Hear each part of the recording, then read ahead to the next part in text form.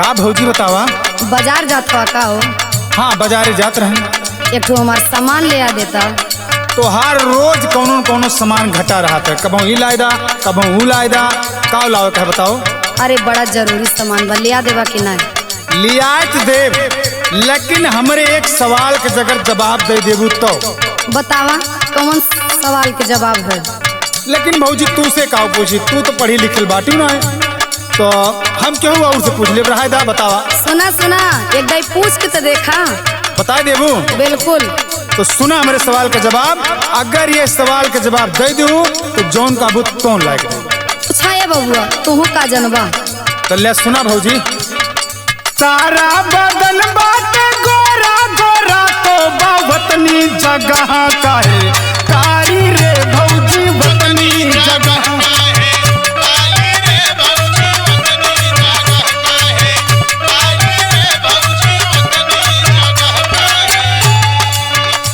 बताओ भौजी ये सवाल का जवाब दे हमका।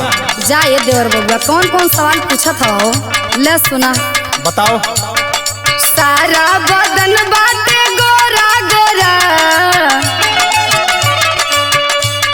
सारा बदन बाटे गोरा गोरा तो बयाख के पुतरिया बाटे कारी रे देवरुआ।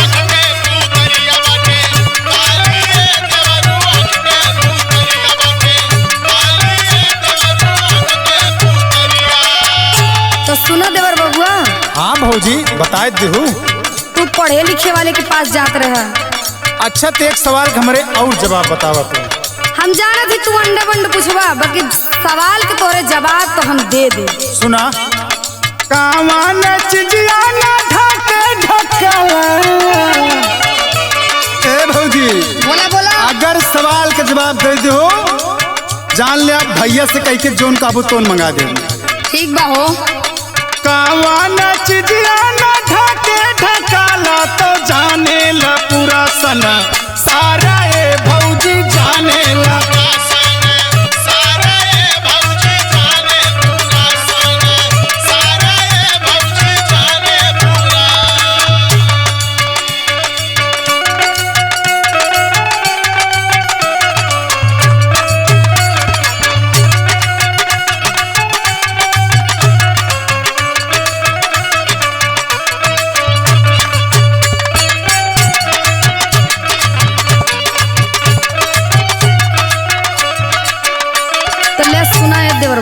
बताओ। चढ़ली जमनिया ना ढके ढकाला। ये देवर बबुआ, चढ़ली जमनिया ना ढके ढकाला तो जाने ला पूरा सना सारा ये देवरू जाने।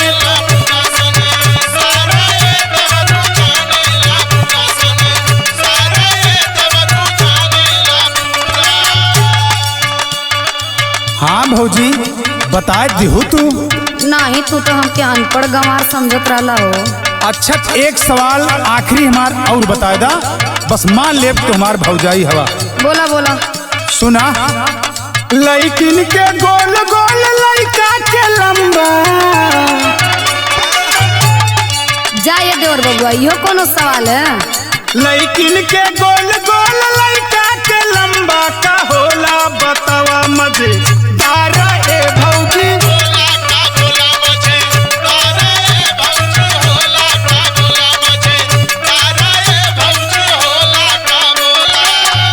ये सवाल का जवाब बता देबो तो मान ले तो हमार भौजी हवा। जा ये देवर बबुआ, कैसन कैसन सवाल पूछत हो? अरे बतावा बतावा। लोग सुनिए तो का कही है। ला सुना। गोलटी का मथवा पे लड़की लगा मैं, गोलटी का मथवा पे लड़की लगा मैं तो लइकन के होला लमा हर ये देवरू लइका के होला लमा।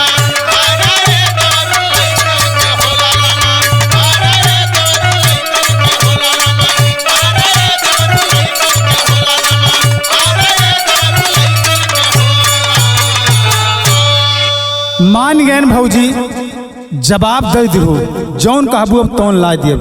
जाए देवर बबुआ, ले आ देवा तो बड़ा निक करवा।